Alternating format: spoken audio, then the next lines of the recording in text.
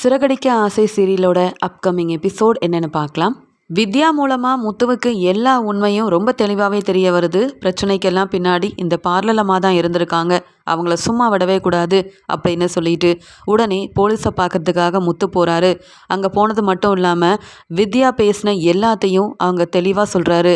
Sir, நான் ஏற்கனவே என் ஃபோனை காணோன்னு கம்ப்ளைண்ட் கொடுத்தேன், நீங்கள் இப்போ வரைக்கும் கண்டுபிடிக்கல. என் ஃபோன் கிடச்சிச்சு சார், அதை யார் எடுத்தாங்க, எதுக்காக எடுத்தாங்கன்ற எல்லா உண்மையும் எனக்கு தெரிய வந்துருச்சு. எல்லாத்துக்கும் காரணம் என் வீட்டில் இருக்க அந்த பார்லலம்மா தான் சார். அவங்கள நீங்கள் சும்மா விடக்கூடாது, அந்த பார்லலம்மாவுக்கு சரியான பதில் கொடுக்கணும் சார் அப்படின்னு சொல்ல, இதை எப்படிப்பா நீ கண்டுபிடிச்ச, யார் இந்த ஃபோனை எடுத்தது அப்படின்னு உனக்கு எப்படி இந்த உண்மையெல்லாம் தெரியும் அப்படின்னு சொல்ல, அந்த பார்லலம்மாவோட ஃப்ரெண்டு தான் சார் எல்லா உண்மையும் சொல்லியிருக்காங்க. அவங்க வேற யாரும் இல்லை, என் அண்ணனோட ஒய்ஃப் தான். வேணும்னே என்னையும் என் ஒய்ஃபோட குடும்பத்தையும் அவமானப்படுத்துறதுக்காக தான் இப்படியெல்லாம் செஞ்சுருக்காங்க. அது மட்டும் இல்லை சார், உங்களுக்கு தான் சிட்டியை பற்றி நல்லா தெரியுமே. சிட்டி தான் சார் என் ஃபோனில் இருந்த அந்த வீடியோ வெளியில் வர்றதுக்கு காரணமாக இருந்தது. இந்த பார்லலம்மாவையும் அந்த சிட்டியவும் நீங்கள் வசமாக வெளுத்து வாங்கணும் அப்படின்னு சொல்கிறாரு. அது மட்டும் இல்லாமல் இங்கே வித்யாவும் ஃபோன் பண்ணி நடந்த எல்லாத்தையுமே போலீஸ்கிட்ட ரொம்ப தெளிவாக சொல்கிறாங்க. சார், எல்லா பிரச்சனைக்கும் என் ஃப்ரெண்டு தான் காரணம். அது மட்டும் இல்லாமல் நான் ஃபோனை வாங்கி என் வீட்டில் வச்சுருந்தது என்னவோ உண்மைதான். ஆனால் இந்த ரோஹிணி இப்படியெல்லாம் செய்வாங்க, அவளால் நானும் அவமானப்பட்டு நிற்பேன்னு தெரியாமல் போச்சு அப்படின்ற உண்மையை சொல்ல, உடனே முத்துவும் போலீஸை கூட்டிகிட்டு வீட்டுக்கே போயிடுறாரு. வீட்டுக்கு வந்த முத்து போலீஸோட வரதை பார்த்துட்டு மனோஜ் சிரிச்சுக்கிட்டே, என்ன முத்து, எப்பயுமே போலீஸ் உன்னை தேடி வருவாங்க, இன்னைக்கு கூடையே கூட்டிகிட்டு வந்துட்டியா, என்ன மறுபடியும் வெளியில் ஏதாவது பிரச்சனை செஞ்சிட்டியா அப்படின்னு கேட்க, வாயை மூடுடா, நான் எந்த பிரச்சனையும் செய்யலை. உன் கூட உன் ஒய்ஃபாக இருக்காங்களே அந்த பார்லலம்மா, அவங்க செஞ்ச பிரச்சனையால தான் போலீஸ் இந்த ரோகிணியை தேடி வந்திருக்காங்க. வர சொல்லு அந்த பார்லலம்மாவை அப்படின்னு முத்து கூப்பிடுறாரு. உடனே மனோஜ் ரொம்ப பயந்துக்கிட்டே, என்ன சொல்கிற, ரோகிணியை தேடி போலீஸ் வந்திருக்காங்களா, அப்படின்னு ரோகிணி பெரிய தப்பு பண்ணிட்டான்னு போலீஸை கூட்டிகிட்டு வந்திருக்க முத்து, நீ வேணும்னே தான் ஏதோ செஞ்சிட்ருக்க, என்னையும் ரோகிணியும் அவமானப்படுத்த தானே இப்படியெல்லாம் பொய் சொல்லிட்டு இருக்க அப்படின்னு கேட்க, அதுக்கு முத்து சொல்கிறாரு, நான் பொய் சொல்ல வேண்டிய அவசியம் இல்லை, எல்லா ஆதாரமும் இருக்குது. இங்கே போலீஸும் நல்லா விசாரிச்சுட்டு தான் ரோகிணி மேலே தப்பு இருக்குன்னு புரிஞ்சுக்கிட்டு இங்கே வந்திருக்காங்க. நீ கூப்பிட்றியா இல்லை நான் கூப்பிடட்டுமா, பார்லலம்மா வெளியில் வாங்க முதல்ல அப்படின்னு முத்து கூப்பிடுறாரு. உடனே அங்கே வந்த விஜயாவும், என்ன முத்து, தேவையில்லாமல் ரோகிணிக்கு எதுக்கு பிரச்சனை கொடுத்துட்ருக்க, உனக்கு வேறு வேலை இல்லை அப்படின்னு கேட்க, அம்மா இந்த மனோஜுக்கு சொன்னதை தான் உங்ககிட்டயும் சொல்கிறேன், தப்பு செஞ்சது பார்லலம்மா. அது மட்டும் இல்லாமல் போலீஸ் எல்லா உண்மையும் கண்டுபிடிச்சிட்டு தான் இங்கே வந்திருக்காங்க, தேவையில்லாமல் பேசாதீங்கம்மா அப்படின்னு சொல்ல, அங்கே வந்த போலீஸும், யாருமா ரோகிணி, இங்கே வாங்கம்மா முதல்ல. ஆமாம், இந்த முத்து தம்பியோட ஃபோனை எதுக்காக நீங்கள் எடுத்தீங்க, அந்த ஃபோனை எடுத்தது மட்டும் இல்லாமல் சிட்டிக்கிட்ட கொண்டு போய் கொடுத்துருக்கீங்களே, இதெல்லாம் உங்களுக்கு தேவையாமா, ஒரே வீட்டில் இருக்கிற நீங்கள் இப்படியா பிரச்சனைக்கு மேலே பிரச்சனை செய்கிறது, நீங்கள் செஞ்சது பெரிய தப்பு. அது மட்டும் இல்லாமல் ஏற்கனவே ஃபோனை காணோன்னு முத்து கம்ப்ளைண்ட் கொடுத்துருக்காரு. இப்போ அந்த ஃபோனை நீங்கள் தான் எடுத்தீங்கன்னு உங்கள் ஃப்ரெண்டு வித்யா மூலமாகவே உண்மை எல்லாமே எங்களுக்கு தெரிய வந்துருச்சு. நீங்கள் ஏதாவது பொய் சொன்னாலும் நாங்கள் அதை நம்ப தயாராக இல்லை, அதனால தான் உண்மையை தெரிஞ்சுக்கிட்டு தான் இங்கே வந்திருக்கோம் அப்படின்னு ரோகிணியை பார்த்து போலீஸ் சொன்னதை கேட்டு ரோகிணி திருன்னு முழிக்கிறாங்க. என்னது, இந்த வித்யாவா என்னை பற்றின உண்மையை சொன்னால், என் மேலே உள்ள கோவத்தில் இந்த முத்துவை பார்த்த உடனே பயந்துக்கிட்டு எல்லா உண்மையும் சொல்லிட்டா போலையே, வசமாக மாட்டிக்கிட்டேன். முத்து வந்து கேள்வி கேட்டிருந்தா கூட ஏதாவது பொய் சொல்லி சமாளிச்சிருப்பேன். ஆனால் இந்த முத்து தேவையில்லாமல் போலீஸையே கூட்டிகிட்டு வந்துட்டாரே, என்ன சொல்லன்னு தெரியல, இந்த வித்யாவால் இப்போ பதில் பேச முடியாமல் நிற்கிறேனே அப்படின்ற மாதிரி யோசிக்கிறாங்க. உடனே மனோஜும், என்ன ரோகிணி, நீ ஏன் முத்துவோட ஃபோனை எடுத்த அப்படின்னு கேட்குறாங்க. உடனே இங்கே ரோகிணியும், இல்லைங்க நான் ஃபோனை எடுக்கலை அப்படின்னு பொய் சொல்லி சமாளிக்கும் போது இங்கே முத்து சொல்கிறாங்க, என்ன பார்லலம்மா, மறுபடியும் பொய் சொல்லி மனோஜை எப்பயும் போல் ஏமாத்தலான்னு பார்த்தா மனோஜ் ஏமாறுவான், நான் ஏமாற மாட்டேன் அப்படின்னு ரோகிணி தான் முத்துவோட ஃபோனை எடுத்தாங்க அப்படின்ற எல்லா ஆதாரத்தையும் வீட்டில் உள்ள எல்லாரும் முன்னாடியும் காமிக்க, அங்கே வந்த போலீஸும் ரோகிணியை வெளுத்து வாங்கி எல்லாரும் முன்னாடி திட்டினது மட்டும் இல்லாமல் விசாரிக்கிறதுக்காக ரோகிணியை கூட்டிகிட்டு போகிறாங்க. உடனே ரோகிணி அழுதுகிட்டே, மனோஜ் நான் எந்த தப்பும் செய்யலை, முத்துக்கிட்ட சொல்லு, யாராவது வந்து பேசி இவங்களுக்கு புரிய வைங்களேன், ஆண்டி நான் உண்மையாகவே எந்த தப்பும் செய்யலாம் ஆண்டி, என்னை போலீஸ் வர கூட்டிகிட்டு போகிறாங்க, ரொம்ப அவமானமாக இருக்கா ஆண்டி அப்படின்னு அழுதுகிட்டே அங்கே போலீஸ் கூட கிளம்பி போயிடுறாங்க ரோகிணி. இங்கே இருக்க விஜயாவுக்கு ஒன்றுமே புரியல, இந்த ரோகிணி எதுக்காக இந்த முத்துவோட ஃபோனை எடுத்தது மட்டும் இல்லாமல் அந்த சிட்டிக்கிட்டெல்லாம் கொண்டு போய் கொடுத்துருக்காளே, அப்போ பெரிய பிரச்சனை தான் போல. இது தெரியாமல் மீனா குடும்பத்தையும் நான் ரொம்ப அவமானப்படுத்திட்டேனே, வேணும்னே ரோகிணி இப்படியெல்லாம் செஞ்சுட்டு அந்த சத்யாவை பற்றி என்கிட்ட வசமாக மாட்டி விட்டுட்டு அந்த வீடியோவை வீடியோவெல்லாம் காமிச்சு நானும் மீனாவோட தம்பியவும் வெளுத்துல வாங்கினேன். ஆனால் ரோகிணி தான் எல்லாத்துக்கும் காரணமாக இருந்திருக்கான்னு தெரியாமல் இருந்துட்டேனே அப்படின்னு திருன்னு முழிக்கிறாங்க. பதில் பேச முடியாமல் நிற்கிறாங்க விஜயாவும். உடனே அண்ணாமலையும் முத்து செஞ்சதில் எந்த தப்பும் இல்லை, ரோகிணி செஞ்ச தப்புக்கு தானே முத்து உண்மையெல்லாம் கண்டுபிடிச்சி இங்கே வந்து போலீஸையும் கூட்டிகிட்டு வந்திருக்காங்க. போலீஸும் விசாரிச்சிருக்காங்க. ரோகிணி செஞ்சது பெரிய தப்பு, அதனால் ரோகிணிக்கு கிடைக்க வேண்டிய பதில் இதுதான் அப்படின்னு அண்ணாமலை சொல்லிட்டு இருக்க உடனே விஜயா சொல்கிறாங்க, என்னதான் இருந்தாலும் ரோகிணி பெரிய பணக்கார வீட்டு பொண்ணு, அதை எப்படிங்க முத்து தேவையில்லாமல் போலீஸை கூட்டிகிட்டு வந்து இந்த வீட்டு மருமகளை இப்படி கூட்டிகிட்டு போக வச்சிருக்கலாம். அது மட்டும் இல்லாமல் ரோகிணியோட சொந்தக்காரங்களுக்கு இதெல்லாம் தெரிஞ்சால் என்ன நினைப்பாங்க, ரோகிணியோட மலேசியா மாமாவுக்கு தெரிஞ்சா அவ்வளவுதான், பெரிய பிரச்சனையாயிரும். ரோகிணியால் கிடைக்க இருக்கிற சொத்தும் கிடைக்காமையே ஆயிருங்க. உங்களுக்கு எல்லாம் தெரிஞ்சிருந்தும் ஏங்க முத்துவுக்கே சப்போர்ட் பண்ணிட்டு இருக்கீங்க? மனோஜ், முதல்ல கிளம்பு. ரோகிணியை எப்படியாவது வெளியில் கொண்டு வரணும். ரோகிணி மேலே தப்பே இல்லைன்னு நாம் சொல்லி புரிய வைப்போம். ரோகிணி ரொம்ப பாவம், அங்கே என்ன யோசிக்கிறாளோ தெரியல. அவளோட நிலைமையை நாமளாவது புரிஞ்சுக்கணும். ரோகிணி அப்படி தப்பே பண்ணியிருந்தாலும் நான் பேசியிருந்திருப்பேனே தவிர்த்து இப்படி வந்து அவமானப்படுத்தியிருக்க கூடாது இந்த முத்து அப்படின்னு முத்து மேலே கோவப்படுறாங்களே தவிர்த்து ரோகிணி செஞ்சது தப்புன்னு இங்கே மனோஜும் விஜயாவும் புரிஞ்சுக்காமையே இருக்க முத்துவுக்கு விஜயா மேலே ரொம்ப கோவம் வருது. உடனே இங்கே விஜயாவும் மனோஜும் ரோகிணியை பார்க்கறதுக்காக கிளம்பி போயிடுறாங்க. எப்படியாவது ரோகிணியை வெளியில் கொண்டு வரணும் அப்படின்னு நினைக்கிறாங்க. இன்னொரு பக்கம் ரோகிணி கிட்ட பேசுறதுக்காக ரோகிணியோட அம்மா ஃபோன் பண்ணி பார்க்குறாங்க. ஆனால் ரோகிணி ஃபோனை எடுக்காமையே இருக்க, என்ன ஆச்சு இந்த ரோகிணிக்கு? இன்னைக்கு வீட்டுக்கு வரேன்னு சொன்னா, வீட்டுக்கும் வரலை. இங்கே வந்து கிறிஷும் ரோகிணி கிட்ட பேசணும்னு ஆசைப்பட்டுட்டு இருக்கான். ஃபோனை வேற எடுக்க மாட்டேங்கிறா. ஒரு வேளை இந்த ரோகிணி வித்யாவோட வீட்டில் இருப்பாளோ? வித்யா தானே ரோகிணிக்கு ஃப்ரெண்டு. நம்ம ரோகிணிக்கு ஃபோன் பண்ணலன்னா, ஃபோன் எடுக்கலைன்னா வித்யாவுக்கு ஃபோன் பண்ணி பார்ப்போம் அப்படின்னு சொல்லிட்டு ரோகிணியோட அம்மா வித்யாவுக்கு ஃபோன் பண்ணுறாங்க. உடனே இங்கே வித்யாவும், அம்மா சொல்லுங்கம்மா, எப்படி இருக்கீங்க? கிறிஷ் எப்படி இருக்கான்? கிறிஷ் ஸ்கூலுக்கு போயிட்டு வந்தானா அப்படின்னு வித்யா ரொம்பவே பாசமாக கேட்க இங்கே ரோஹிணியோட அம்மா கேட்குறாங்க, ஏம்மா வித்யா, உங்கள் வீட்டுக்கா ரோகிணி வந்தா? பார்லரில் இருக்கும்போது ஃபோன் பண்ணுறேன்னு சொன்னேன், ஃபோன் பண்ணவும் இல்லை. இங்கே கிறிஷ் ரோகிணி கிட்ட பேசணுன்னு ரொம்ப ஆசைப்பட்றான், அதான் உங்ககிட்ட கேட்கலாமேன் தான். ரோகிணி அங்கே வந்தாலாமா? அவகிட்ட கொஞ்சம் பேசணும் அப்படின்னு சொல்ல அப்போ தான் வித்யா எல்லா உண்மையும் சொல்கிறாங்க.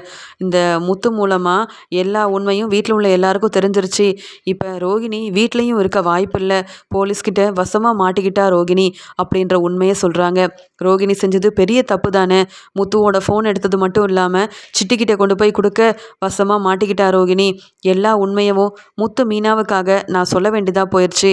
ரோகிணிக்கு இத்தனை நாள் நான் உதவி செஞ்சுருக்கேன், ஆனால் ரோகிணி என்னை பற்றி யோசிக்காமல் நீ ஒரு நல்ல ஃப்ரெண்டே இல்லைன்னு செஞ்ச சின்ன தப்புக்கு அந்த பேச்சு பேசிட்டா. ரோகிணி கூட இனி பேசவே கூடாதுன்னு தான் இருந்தேன். இப்போ ரோகிணி வசமாக மாட்டிக்கிட்டா. என் மேலே எந்த தப்பும் இல்லைம்மா. ரோகிணிக்கு உதவி செஞ்சதால தான் முத்து என்னை ரொம்ப சந்தேகப்பட்டு என் மேலே தான் தப்பு இருக்குன்னு கேட்டார். வேறு வழி இல்லாமல் ரோகிணி செஞ்ச எல்லா உண்மையும் சொல்ல வேண்டியதாக போயிடுச்சு. இப்போ ரோகிணி போலீஸ்கிட்ட மாட்டிக்கிட்டாமா அப்படின்ற உண்மையை சொல்ல ரோகிணியோட அம்மா ரொம்ப அழுகுறாங்க. என்னம்மா வித்யா சொல்கிற? இப்போ முத்து தம்பி எங்கே இருப்பார் அப்படின்னு கேட்க, நீங்கள் முத்துக்கிட்ட பேசினா அப்புறம் உங்களோட பொண்ணு தான் ரோகிணின்ற உண்மை தெரிய வந்துடுமே அப்படின்னு சொல்ல, நான் எப்படியாவது ரோகிணியை வெளியில் கொண்டு வரணுமா? அது மட்டும் இல்லாமல் என்னதான் ரோகிணி தப்புக்கு மேலே தப்பு செஞ்சாலும் பொய் சொல்லி ஏமாத்தினாலும் அவள் என்னோட பொண்ணாச்சே.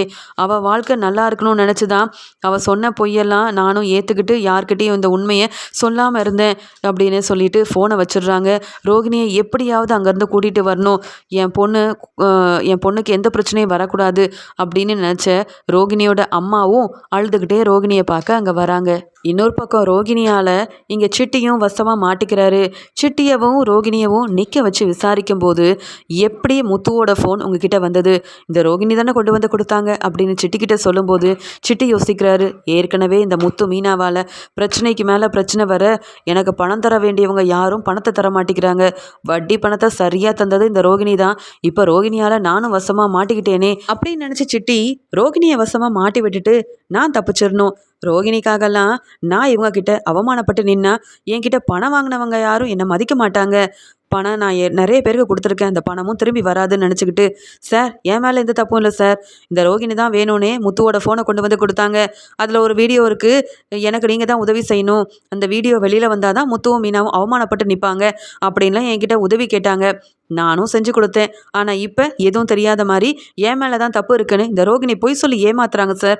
நம்பவே நம்பாதீங்க. முத்து சொன்ன மாதிரி இந்த ரோகிணி அவங்க குடும்பத்தையும் ஏமாத்திட்டு இருக்காங்க சார். குடும்பத்துக்கே தெரியாம தான் என்கிட்ட நிறையா பணத்தெல்லாம் வாங்கியிருக்காங்க அப்படின்ட்டு இங்கே ரோகிணி மேலே தான் நிறைய தப்பு இருக்குன்னு இங்கே சிட்டியும் சொல்லிட உடனே போலீஸ் இங்கே சிட்டி சொன்னதை நம்பிடுறாங்க. அந்த சமயம் அங்கே வந்த மனோஜும் இங்கே விஜயாவும் இது எல்லாத்தையுமே கேட்டுடுறாங்க. இந்த சிட்டிக்கிட்ட தான் அப்போ ரோகிணி நிறைய பணத்தை கடன் வாங்கியிருக்கா. மனோஜ் இதெல்லாம் உனக்கு தெரியுமா அப்படின்னு கேட்க, அம்மா தெரியுமா, ஆனாலும் ரோகிணி ஏதோ தேவைக்காக வாங்கினதா சொன்னாமா, அதனால தான் நான் இதை பெருசாக்கலை. ஆனால் இந்த சிட்டி கூட சேர்ந்துக்கிட்டு இப்படிப்பட்ட வேலையெல்லாம் இந்த ரோகிணி செய்வான்னு நான் எதிர்பார்க்கவே இல்லைம்மா. இப்போ முத்து மூலமாக இந்த ரோகிணி அவமானப்பட்டு நிற்கிறா. இதெல்லாம் இந்த ரோகிணிக்கு தேவையாமா அப்படின்னு சொல்ல அங்கே போன விஜயாவும், சார் ரோகிணி ஒன்றும் சாதாரண பொண்ணு இல்லை சார், பெரிய பணக்கார வீட்டு பொண்ணு. இதெல்லாம் ரோகிணியோட மாமா சொந்தக்காரங்களுக்கெல்லாம் தெரிஞ்சா ரொம்ப அவமானமாக போயிடும். அதனால் ரோகிணியை விட்டுருங்க சார் அப்படின்னு கேட்க அங்கே இருந்த போலீஸ் சொல்கிறாங்க, அது எப்படிம்மா விடுறது, செய்கிற தப்பெல்லாம் செஞ்சுட்டு ஒன்றுமே செய்யாத மாதிரி இன்னும் போய் சொல்லிகிட்டு இருக்காங்க. அந்த சிட்டிக்கிட்ட நிறைய கடன் வாங்கியிருக்காங்களே உங்கள் மருமக, இதெல்லாம் உங்களுக்கு தெரியுமா? வீட்டுக்கு தெரியாமல் தேவையில்லாத வேலையை செய்கிறது, சிட்டி மாதிரி ஆளுங்க கீழே உதவி செய்கிறேன்னு சொல்லி வீட்டில் உள்ள முத்து ஃபோனை கொண்டு வந்து கொடுக்குறது, இதெல்லாம் என்னம்மா? உங்கள் வீட்டு மருமக தானே இவங்க. இந்த ரோகிணி என்ன செய்கிறாங்க என்ன செய்யலைன்னு உங்களுக்கெல்லாம் தெரியாதா அப்படின்னு விஜயாவை ரொம்ப கோவமாக போலீஸ் நல்லா திட்டுறாங்க, வெளுத்து வாங்குறாங்க. அவமானப்பட்டு நிற்கிறாங்க விஜயா. அதெல்லாம் இந்த ரோகிணியை சாதாரணமாக வெளியில் விட முடியாது. நீங்கள் அங்கே போய் நில்லுங்க, நாங்கள் இவங்கக்கிட்ட விசாரிக்கணும் அப்படின்னு சொல்லிடுறாங்க. விஜயா தாளா குனிஞ்சு நிற்கிறாங்க. இந்த ரோகிணியால் நான் எங்கெல்லாம் வர வேண்டிய நிலமை வந்துருச்சு. முத்து தான் எப்பயும் குடும்பத்தை அவமானப்படுத்துவான், அதனால முத்துவை திட்டிக்கிட்டே இருப்பேன். ஆனால் ரோகிணி இப்படி செய்வான்னு எதிர்பார்க்கவே இல்லையே அப்படின்னு ரோகிணி மேலே ரொம்பவே கோபமாக இருக்காங்க விஜயா. அந்த சமயம் ரோகிணியை வெளியில் கொண்டு வரணும், ரோகிணி இப்போ எந்த நிலமையில இருக்கான்னு தெரியலையேன்னு போலீஸை பார்க்கறதுக்கு ரோகிணியோட அம்மாவும் கிருஷும் அங்கேருந்து வராங்க. இங்கே விஜயா நிற்கிறது கூட தெரியாமல் அழுதுகிட்டே வந்த ரோகிணியோட அம்மா, சார் என் பொண்ணு எங்கே சார், என் பொண்ணு கல்யாணி எங்கே சார் அப்படின்னு கேட்க உடனே அங்கேருந்த போலீஸும், என்னம்மா கல்யாணியா, கல்யாணின்னு யாரும் இங்கே இல்லையே, ஆமாம் நீங்கள் யாரை தேடி வந்திருக்கீங்க அப்படின்னு சொல்ல, சார் இல்லை சார் ரோகிணி தேடி தான் சார் வந்தேன், ரோகிணி என் பொண்ணு தான் சார் அப்படின்னு பதட்டமா இங்கே போலீஸ்கிட்ட கேட்க, அப்போ நீங்கள் ரோகிணியோட அம்மாவான்னு கேட்கும்போது, ஆமாம் சார் என் பொண்ணு ரோகிணி எந்த தப்பும் செய்யலை, அவளுக்கு பிடிச்ச வாழ்க்கையை வாழ்கிறதுக்கு ஏதோ சின்ன சின்ன பொய்யெல்லாம் சொல்லிட்டு இருந்தா, ஆனால் இப்போ இந்த நிலமையில வந்து இருப்பான்னு நான் எதிர்பார்க்கவே இல்லை சார் அப்படின்னு ரோகிணியை எப்படியாவது வெளியில் கொண்டு போயிடணும் அப்படின்னு சொல்லி ரோகிணிக்காக மன்னிப்பு கேட்டு ரோகிணியோட அம்மா அழுதுட்ருக்காங்க. இதை பார்த்த ரோகிணி, என்ன நம்ம அம்மா வேற வந்திருக்காங்க, இதெல்லாம் விஜயா அத்தைக்கு தெரிஞ்சா அவ்வளவுதான் அப்படின்ற மாதிரி யோசிக்க உடனே அங்கேருந்த போலீஸும், இப்போ தான் ரோகிணியோட மாமியார் வீட்டுக்காரர்னு வந்தாங்க, இப்போ அம்மா வேற வந்திருக்கீங்களா, யார் என்ன சொன்னாலும் தப்புக்கு மேலே தப்பு செஞ்ச ரோகிணியை இப்போ வெளியில் விட முடியாதுமா, நீங்கள் அங்கே இருங்க அப்படின்னு சொல்ல அந்த சமயம் மனோஜும் விஜயாவும் அங்கே வந்துட்டு, என்ன யாரோ வந்திருக்காங்க, அது ரோகிணியை தேடின்னு கேட்க போலீஸ் சொல்கிறாரு, இவங்க தான் ரோகிணியோட அம்மாவா, நீங்கள் ரோகிணியோட மாமியார் தானே, ஏன் உங்கள் சம்மந்தியா உங்களுக்கு தெரியாதா அப்படின்னு கேட்க, என்னது ஏன் சம்மந்தியா, இவங்க ரோகிணியோட அம்மாவா, யார் சொன்னது சார் அப்படின்னு கேட்கும்போது, ரோகிணியோட அம்மா தான் இப்போ வந்து ரோகிணியை பற்றி கேட்டுட்ருக்காங்க, அவங்கள வெளியில் விட சொல்லி மன்னிப்பு கேட்டு அழுதுட்ருக்காங்க, ஏங்க உங்கள் சம்மந்தியை பற்றியே உங்களுக்கு தெரியாதா, என்னங்க நீங்கள் அப்படின்னு போலீஸ் கேட்கும்போது அப்போ தான் விஜயாவுக்கு தெரிய வருது, இவங்க தான் ரோகிணியோட அம்மா, கிறிஷோட பாட்டி தான் ரோகிணியோட அம்மா, இத்தனை நாள் தனக்கு அம்மாவே இல்லைன்னு ரோகிணி பொய் சொல்லி ஏமாத்திட்டு இருந்திருக்கா அப்படின்னு புரிஞ்சுக்கிறாங்க விஜயா. உடனே ரோகிணியோட அம்மா விஜயா கிட்ட சொல்கிறாங்க, சம்மந்தி என் பொண்ணு வேணும்னே இவ்வளோ பொய்யெல்லாம் சொல்லி உங்களை ஏமாத்தலை, ஆனால் என் பொண்ணு இங்கே மனோஜ் தம்பி கூட சந்தோஷமாக வாழணுன்றதுக்காக தான் சின்ன சின்ன பொய்யெல்லாம் சொல்லிகிட்டு இருந்தா, இங்கே முத்து தம்பியோட ஃபோனை ரோகிணி எடுத்தது பெரிய தப்பு தான், அவளுக்காக நான் மன்னிப்பு கேட்குறேன், ரோகிணியை மன்னிச்சு நீங்கள் மருமகளாக ஏற்றுக்கணும், நான் தான் ரோகிணியோட அம்மான்ற உண்மை தெரிஞ்ச உடனே நீங்கள் எவ்வளோ கோவப்படுவீங்கன்னு எனக்கு நல்லாவே தெரியும், இருந்தாலும் ரோகிணிக்காக உங்கள் எல்லார்கிட்டையும் நான் மன்னிப்பு கேட்குறேன் அப்படின்னு அழுதுட்டு இருக்கும்போதே மீனா, முத்து, அண்ணாமலைன்னு எல்லாருமே அங்கே வந்துடுறாங்க. என்ன நடக்குதுன்னு அண்ணாமலை பார்த்துட்ருக்க அப்போ தான் முத்துவுக்கு தெரியுது, அப்போ இந்த கிறிஷோட பாட்டி தான் ரோகிணியோட அம்மாவா, இத்தனை நாள் இது தெரியாமல் இருந்துட்டோமே, அப்பப்போ இவங்கள நம்ம வீட்டுக்கெல்லாம் கூட்டிகிட்டு வந்திருக்கோம், ஆனால் ரோகிணி இதை பற்றிலாம் எதுவுமே சொல்லலையேப்பா, இப்போ பாருங்கள் போலீஸ் விசாரிக்க ஆரம்பித்த உடனே ரோகிணியை பற்றின எல்லா உண்மையும் கொஞ்சம் கொஞ்சமாக வெளியில் வருது பாருங்க அப்படின்னு ரொம்ப கோபமாக முத்து சொல்கிறாரு. உடனே இங்கே அண்ணாமலையை பார்த்து கண் கலங்கி அழுது அழுதுகிட்டே ரோகிணியோட அம்மாவும் மன்னிப்பு கேட்குறாங்க. சம்மந்தி என்னை மன்னிச்சிருங்க சம்மந்தி, நானும் பெரிய தப்பு பண்ணிட்டேன். ரோகிணி தான் உண்மையை சொல்லலை, நானாவது உண்மையை சொல்லியிருக்கணும் அப்படின்னு சொல்ல உடனே விஜயா சொல்கிறாங்க, எங்களை நீங்கள் சம்மந்தின்னு கூப்பிடவே கூடாது, உங்களுக்கு அந்த தகுதி இல்லை. ரோகிணி பெரிய பணக்கார வீட்டு பொண்ணுன்னு தான் அவள் சொன்ன எல்லாத்தையும் நம்பிட்டு இருந்தேன். அவள் செஞ்ச எல்லா விஷயத்துலையும் நான் நம்பிக்கை வச்சுருந்தேன். ஆனால் நீங்கள் தான் அவளுடைய அம்மானு தெரிஞ்சதுக்கப்புறமா உங்கள் பொண்ணு ரோகிணியை நான் மருமகளாக என்னைக்கும் ஏற்றுக்க போகிறதே கிடையாது அப்படின்னு சொல்ல, சம்மந்தி அதான் நான் மன்னிப்பு கேட்டுட்டேனே, ரோகிணி செஞ்ச செயலுக்கு நான் மன்னிப்பு கேட்குறேன். நீங்கள் இதோட இந்த பிரச்சனையை விட்டுருங்க. எப்படியாவது என் பொண்ணு ரோகிணியை முதல்ல வெளியில் கூட்டிகிட்டு போகணும். முத்து தம்பி நீங்கள் தான் முத்து தம்பி பேசணும். ரோகிணி இங்கெல்லாம் இருக்கவே கூடாது. என்னதான் இருந்தாலும் ரோகிணியை உங்கள் குடும்பத்தில் உள்ளவங்க தானே அப்படின்னு சொல்லும்போது முத்து சொல்கிறாரு, நானும் அப்படி தான் பாலலமாக எங்கள் குடும்பத்தில் உள்ளவங்க நினச்சி தான் இத்தனை நாள் நான் ரொம்ப பொறுமையாக இருந்தேன். என்னையும் மீனாவையும் அவமானப்படுத்தும் போது கூட அதை நான் பெருசாக எடுத்துக்கிட்டதே இல்லை. ஆனால் என் ஃபோனை எடுத்தது மட்டும் இல்லாமல் மீனா குடும்பத்தை அவமானப்படுத்தவும் சத்யாவை படிக்க விடக்கூடாதுன்றதுக்காகவும் இப்படிப்பட்ட வேலையை செஞ்ச உங்கள் பொண்ணை நான் எப்படிங்க சும்மா விடுறது? இங்கே ரோகிணி மட்டுமா எங்கள் குடும்பத்தை ஏமாற்றிருக்காங்க, நீங்களும் தான் ஏமாற்றிருக்கீங்க. எத்தனை முறை எங்கள் வீட்டுக்கு வந்தீங்க? ஒரு முறையாவது ரோகிணி தான் உங்கள் பொண்ணுன்ற உண்மையை நீங்கள் சொன்னீங்களா? கிறிஷ் எங்ககிட்ட பேசினா இந்த உண்மையெல்லாம் தெரிய வந்துடும்ன்றதுக்காக ஊர்லேருந்து இங்கே வந்து வேறு இருக்கீங்க. இப்போ உங்கள் பொண்ணுக்கு பிரச்சனைன்னு உடனே வந்து நீங்கள் எங்ககிட்ட உதவி கேட்குறீங்க. இதில் நான் எதுவுமே செய்ய முடியாது. ரோகிணி செஞ்சது பெரிய தப்பு, அதனால தான் அவங்களுக்கு இப்படி ஒரு பதில் கிடச்சிருக்கு அப்படின்ற மாதிரி முத்து சொல்ல, அதுக்கு விஜயா சொல்கிறாங்க, முத்து சரியாக தானே சொல்கிறான், நீங்களும் தான் எங்களை ஏமாத்திருக்கீங்க. அப்போ உங்களையும் ரோகிணியும் எப்படி நாங்கள் மன்னிக்கிறது? மனோஜ் முதல்ல கிளம்பு. இனி இந்த ரோகிணி கூட நீ வாழணுன்ற அவசியமே கிடையாது. ரோகிணி தான் பணக்கார வீட்டு பொண்ணுன்னு சொல்லி ஏமாத்திருக்கா. அது மட்டும் இல்லாமல் மலேசியா மாமான்னு யாரையோ வர சொல்லி நம்மளெல்லாம் நம்ப வச்சிருக்கா. இல்லாத அப்பா இருந்தாரு, இப்போ இல்லை, பிரிஞ்சு போயிட்டாருன்னு ஒரு ஃபோட்டோவெல்லாம் கொண்டு வந்து எங்கள் எல்லாரையுமே ஏமாத்தினாலே அப்புறம் எப்படிங்க உங்கள் பொண்ணை மன்னிக்க முடியும்? என் பையன் மனோஜ் கூட நல்லபடியாக வாழணும்னு நினச்சிருந்தா இந்த ரோகிணி பொய் சொல்லியிருக்க மாட்டா. உண்மையை சொல்லி தான் கல்யாணம் பண்ணியிருப்பா. இந்த கல்யாணத்துக்காக ரோகிணி என்னென்ன பொய்ய சொன்னாலோ எவ்வளோ ஏமாத்தினாலோ தெரியலையே. இவளை நம்பி நான் தானங்க அவமானப்பட்டு நிற்கிறேன். முத்துவும் மீனாவும் கேட்குற கேள்விக்கு உங்களால் மட்டும் இல்லை என்னாலையும் பதில் சொல்ல முடியல. இந்த ரோகிணி பணக்கார வீட்டு பொண்ணு, நிறைய பணம்லாம் கிடைக்கும், என் பையன் மனோஜும் நல்ல பெரிய பணக்காரன் ஆயிடுவான், இன்னும் 2-3 கடைக்கு ஓனர் ஆவான்னு நினச்சி ஆசைப்பட்டேன். ஆனால் இப்போ அது எதுவுமே நடக்காதுன்னு தெரிஞ்சதுக்கு அப்புறமா இந்த ரோகிணி மேலே எங்களுக்கு இருந்த பாசம் எதுவுமே இல்லாமல் ஆயிடுச்சு. இனி ரோகிணி மேலே நாங்கள் எதுக்கு அக்கறை வைக்கணும்? உங்கள் பொண்ணை வெளியில் கூட்டிகிட்டு வாங்க, இல்லை அவள் இங்கேயே இருக்கட்டும். ஆனால் எங்கள் வீட்டு மருமகளாக ரோகிணியை இனிமேல் ஏற்றுக்கவே முடியாது அப்படின்னு விஜயா இருந்த கோவத்தில் ரோகிணியை மட்டும் இல்லாமல் ரோகிணியோட அம்மாவையும் வெளுத்து வாங்குறாங்க. இங்கே இவ்வளோ பெரிய பிரச்சனை வந்ததாலையும் முத்து வசமாக இங்கே ரோகிணியை மாட்டி விட்டதாலையும் தான் ரோகிணிக்கு அம்மா இருக்கிறாங்கன்ற உண்மையே தெரிய வந்திருக்கு அப்படின்னு மீனா நினச்சிட்டு இருக்காங்க. அப்போ தான் மீனா ரோகிணியோட அம்மா கிட்ட கேட்குறாங்க, ஆமாம் ரோகிணி உங்கள் பொண்ணாக இருந்தா அப்போ கிறிஷோட அம்மா ரோகிணி தானா? இந்த உண்மையை நீங்கள் சொல்ல மாட்டேங்கிறீங்க, இவ்வளோ பேசுகிறீங்களே, கிறிஷோட அம்மா யார் அப்படின்னு கேட்குறாங்க மீனா. உடனே கிறிஷ் சொல்கிறான், என்னோட அம்மா ரோகிணி தான்.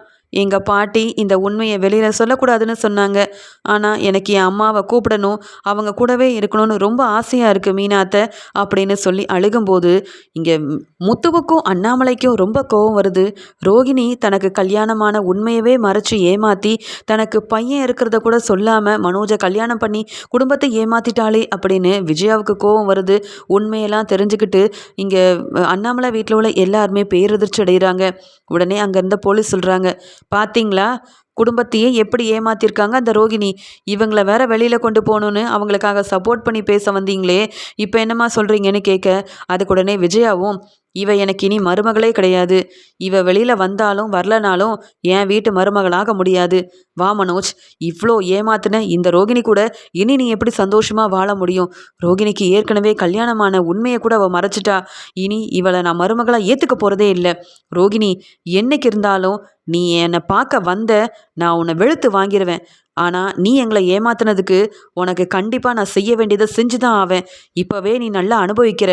முத்து எடுத்த முடிவில் எந்த விதமான தப்புமே கிடையாது, நல்லா அனுபவி அப்படின்னு சொல்லிட்டு மனோஜை கூட்டிகிட்டு அங்கேருந்து விஜயா கிளம்பிடுறாங்க. இங்கே ரோகிணி, எங்கள் அம்மா என்னை பார்க்க வர இப்படி வசமாக மாட்டிக்கிட்டேன், என்னை பற்றின எல்லா உண்மையும் எல்லாருக்கும் தெரிய வர விஜயாத்தை வேற வீட்டு பக்கம் வந்துடாத, நீ இந்த வீட்டு மருமகளே கிடையாதுன்னு சொல்லிட்டு போகிறாங்க. இனி மனோஜும் என்னை தேடி வரமாட்டாரு. எனக்கு கல்யாணமானது, எனக்கு பையன் இருக்கிறதுன்னு எல்லா உண்மையும் தெரிய வந்துடுச்சு. ஒருவேளை நான் பணக்கார வீட்டு பொண்ணாக இருந்திருந்தா கூட மன்னிச்சிருப்பாங்க. இப்போ என் அம்மாவை பற்றியும் தெரிய வந்துடுச்சு. சொன்ன பொய் எல்லாமே தெரிஞ்சுக்கிட்டு ரொம்ப கோவமாக விஜயா ஆண்டி கிளம்பி போயிட்டாங்க. என்ன செய்யன்னு தெரியலன்னு இங்கே ரோகிணி அழுகுறாங்க. ரோகிணியோட நிலைமையை புரிஞ்சுக்கிட்ட ரோகிணியோட அம்மா முத்துக்கிட்ட வந்து சொல்கிறாங்க, முத்து, மீனா, நீங்கள் ரொம்பவே நல்ல மனசு உள்ளவங்க. உங்களுக்கு என் நிலைமை புரியும்னு நினைக்கிறேன். ஏதோ ரோகிணிக்காக நானும் போய் சொல்லி ஏமாத்திட்டேன். அதுக்காக என் பொண்ணு இங்கே இருக்கிறதா? அவள் செஞ்ச தப்புக்காக நீங்கள் கம்ப்ளைண்ட் கொடுத்துருக்கீங்க. ஆனால் எனக்காக அதை நீங்கள் வாபஸ் வாங்கணும். என் பொண்ணை நான் கூட வீட்டுக்கு கூட்டிகிட்டு போக தயாராக இருக்கேன். ஆனால் அதுக்காக அவள் இன்னும் இங்கே இருக்கக்கூடாது. அவள் இவ்வளோ கஷ்டப்படுறதை என்னால் தாங்க முடியலம்மா அப்படின்னு மீனாக்கிட்டேயும் முத்துக்கிட்டேயும் ரோகிணிக்காக மன்னிப்பு கேட்டு அழுகிறாங்க ரோகிணியோட அம்மா. ஆனால் அண்ணாமலை முத்துக்கிட்ட சொல்கிறாரு, வேண்டாம் முத்து, நீ எடுத்த முடிவு ரொம்ப சரியான முடிவு. நீ கம்ப்ளைண்ட் கொடுக்க போய் தான் ரோகிணியை பற்றின எல்லா உண்மையும் எல்லாருக்கும் தெரிய வந்திருக்கு. அதுவும் உன் அம்மா விஜயா ரோகிணியை பற்றி நல்லா புரிஞ்சுக்கிட்டா. இத்தனை நாள் ரோகிணி யாருன்னே தெரியாமல் தலையில் தூக்கி வச்சு கொண்டாடின விஜயாவுக்கு இப்போ தான் உண்மை என்னன்னு தெரிய வந்திருக்கு. நீ யாருக்காகவும் பார்க்காத, உன் ஃபோனை ரோகிணி எடுத்தா. உன் ஃபோனை எடுத்த ரோகிணி அந்த சிட்டிக்கு உதவி செய்யணும்னு நினச்சி நம்ம குடும்பத்தை ஏமாத்தினா. அதனால தான் இப்போ ரோகிணி அவமானப்பட்டு நிற்கிறா. அதனால் இன்னும் ரோகிணி குடும்பத்துக்கு நாம் எதுக்கு உதவி செய்யணும்? ரோகிணியோட அம்மாவாவது உண்மையெல்லாம் சொல்லியிருந்தா நாம் ரோகிணியை மன்னிச்சு மருமகளாக ஏற்றிருக்கலாம். ஆனால் அப்படி எதுவும் நடக்கலையே. இந்த ரோகிணியோட குடும்பத்தில் உள்ள எல்லாரும் நம்மளை நம்ப வச்சு ஏமாற்றியிருக்காங்க. நீ கிளம்பு. ரோகிணியோட அம்மாவே ரோகிணிக்கு துணையாக இங்கே இருக்கட்டும். அது மட்டும் இல்லாமல் ரோகிணியை கண்டிப்பாக இனி நானும் மருமகளாக ஏற்றுக்க போகிறதே கிடையாது அப்படின்னு சொல்லி ரோகிணி மீனாவை அண்ணாமலை அங்கேருந்து கூட்டிகிட்டு போயிடுறாரு. அண்ணாமலை மட்டும் இல்லாமல் விஜயா, மனோஜ்னு ரோகிணி செஞ்சு இந்த வேலையால் ரோகிணி மேலே எல்லாரும் கோபமாக இருக்காங்க. ரோகிணியை பற்றின எல்லா உண்மையும் தெரிய போக இங்கே ரோகிணி வீட்டில் உள்ளவங்க ரோகிணியை ஏற்றுக்காம இப்படி ரோகிணி மேலே கோபமாக திட்டிட்டு இங்கேருந்து கிளம்பிட்டாங்களே, இனி என் பொண்ணு ரோகிணியோட வாழ்க்கை என்னாக போதோ தெரியல அப்படின்னு கண் கலங்கி ரோகிணியை நினச்சி ரோகிணியோட அம்மா மனசு வேதனைப்பட்டு அழ ஆரம்பிக்கிறாங்க. அங்கே இருந்த போலீஸும் ரோகிணியை திட்டுறாங்க. என்னம்மா இது, ஒரு குடும்பத்தில் இருக்கிறவங்க இப்படியா பொய் சொல்லி ஏமாத்துறது? அதனால தான் உங்கள் குடும்பத்தில் உள்ளவங்க அவமானப்படுத்திட்டு போகிறாங்க. இதெல்லாம் உங்களுக்கு தேவையா? பொய் சொல்லி இப்போ நீங்கள் வசமாக மாட்டிக்கிட்டீங்க போங்க அப்படின்னு சொல்லிட்டு இருக்க உடனே ரோகிணி அவங்க அம்மாவை திட்டுறாங்க. அவங்க அம்மாவோட பாசத்தை புரிஞ்சுக்காம பேச ஆரம்பிக்கிறாங்க. எனக்கு என்ன, ஆனால் உங்களுக்கு என்னம்மா? என்னை தேடி எதுக்கு நீங்கள் வந்தீங்க? நீங்கள் வர போய் தான் நீங்கள் தான் என் அம்மானு தெரிஞ்சுக்கிட்டு எனக்கு கல்யாணமான உண்மையும் கிறிஷ் என்னுடைய பையன்ற உண்மையும் தெரிஞ்சு வீட்டில் உள்ள எல்லாரும் என்னை அவமானப்படுத்திட்டு போயிட்டாங்க. அந்த வீட்டுக்கே வரக்கூடாதுன்னு சொல்லிட்டு போயிருக்காங்க. இனி மனோஜ் என்னை மனைவியாகவும் ஏற்றுக்க போகிறதில்ல, விஜயா தான் என்னை மருமகளாக ஏற்றுக்க போகிறதில்ல. இதுக்காக தான் என்னை பார்க்க வந்தீங்களாமா? நீங்கள் இதுக்கு வராமையே இருந்திருக்கலாம் அப்படின்னு நான் மனோஜ் கூட வாழ இருந்த ஒரு நல்ல வாழ்க்கைக்கு என் அம்மாவே பெரிய முற்றுப்புள்ளி வச்சுட்டாங்களேன்னு சொல்லி என்ன செய்யன்னு தெரியல அப்படின்னு தன்னுடைய அம்மாவை திட்டுறது மட்டும் இல்லாமல் மனோஜை பற்றி யோசித்து ரொம்பவே அழுகிறாங்க. இனி அந்த வீட்டுக்கு நான் மருமகளாக போக முடியாதா? மனோஜ் கூட நான் சந்தோஷமாக வாழ முடியாதா? இப்படி எல்லாரும் அவமானப்படுத்திட்டு என்னை இப்படியே விட்டுட்டு போயிட்டாங்களே, இனி என்னாக போதோ அப்படின்னு சொல்லி ரோகிணி வசமாக மாட்டிக்கிட்டதால் இங்கே பதில் பேச முடியாமல் அழுதுகிட்டே அவமானப்பட்டு நிற்கிறாங்க.